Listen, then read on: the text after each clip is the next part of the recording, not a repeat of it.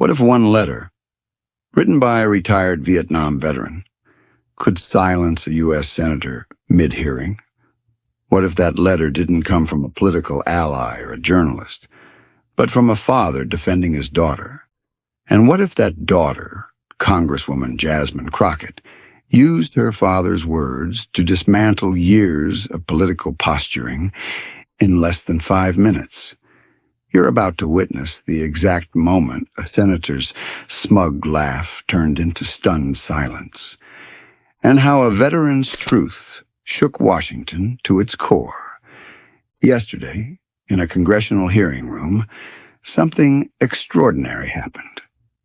What began as another tense political debate quickly turned into one of the most devastating public reckonings of the year.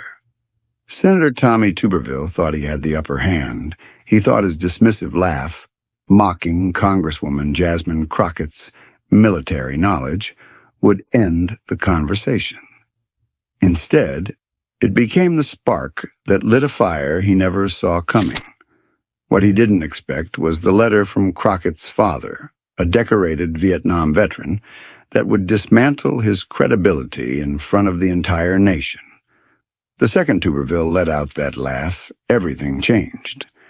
Crockett didn't just respond. She revealed a part of her past that would silence the room and stun the country. And as she read the words written by her father, the Alabama senator was left speechless. This confrontation didn't come out of nowhere. For months, military families across America had watched helplessly as their lives were put on hold. Promotion ceremonies canceled, relocations delayed, futures put in jeopardy. All because Senator Tuberville had blocked hundreds of military promotions over his objection to Pentagon abortion policies.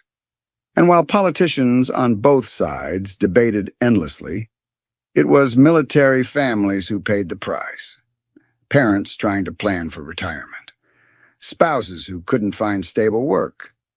Children facing relocation uncertainty. The human cost of these political games was staggering. What made this confrontation so explosive was that Tuberville had no idea who he was dealing with. His staff had done their research on her legal career, her political stance, but they had missed the most important part of her story. Jasmine Crockett wasn't just a congresswoman. She was the daughter of a man who had served 3 tours in Vietnam, a man who taught her everything about duty, honor, and sacrifice. Before we go any further, make sure to hit that like button and subscribe, because stories like these aren't just political moments. They're turning points, and you'll want to be here for all of them. Tuberville came into the hearing with confidence. At 69, the former Auburn football coach had built his political identity around supporting the troops. He saw himself as a defender of military tradition, tough, unapologetic, and uncompromising.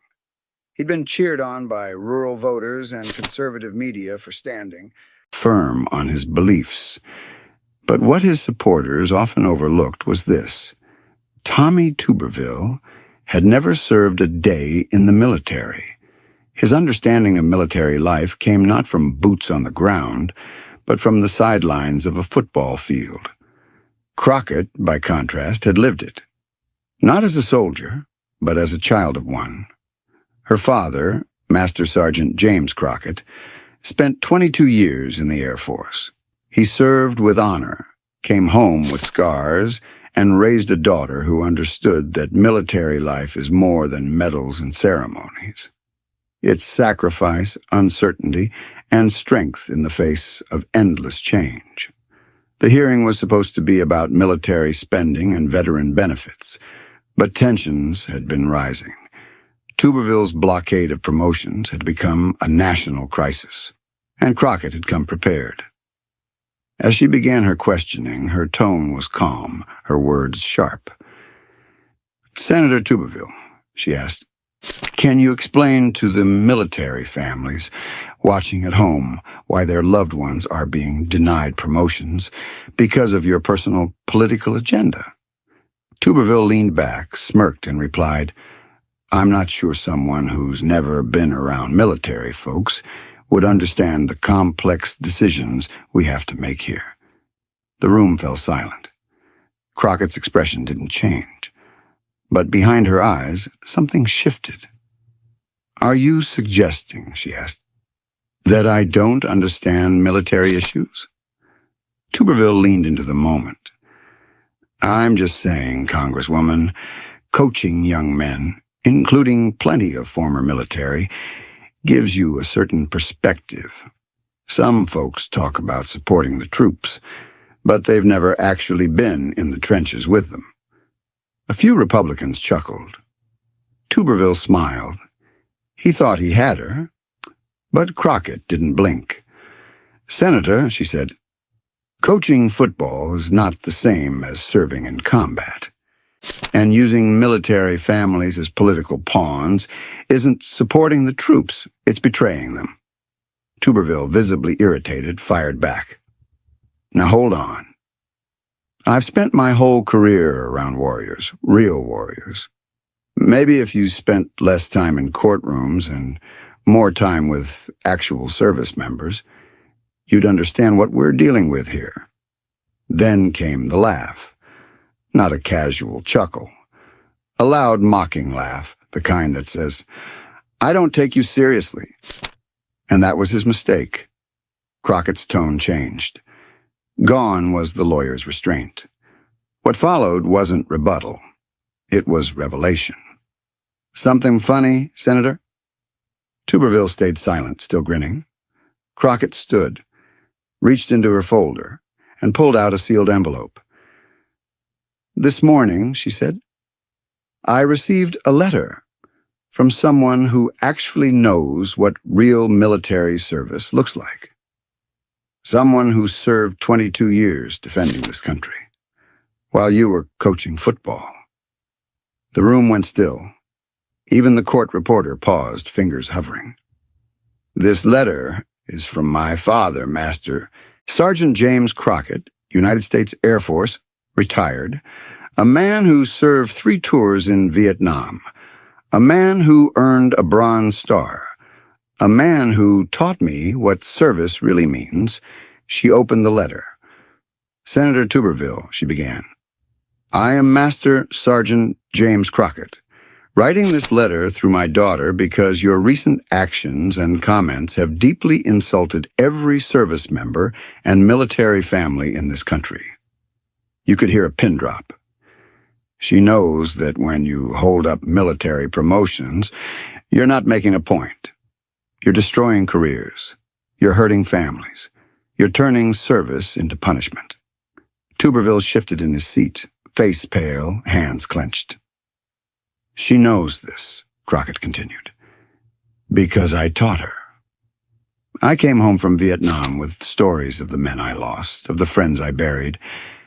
I taught her that we don't serve politicians, we serve the country."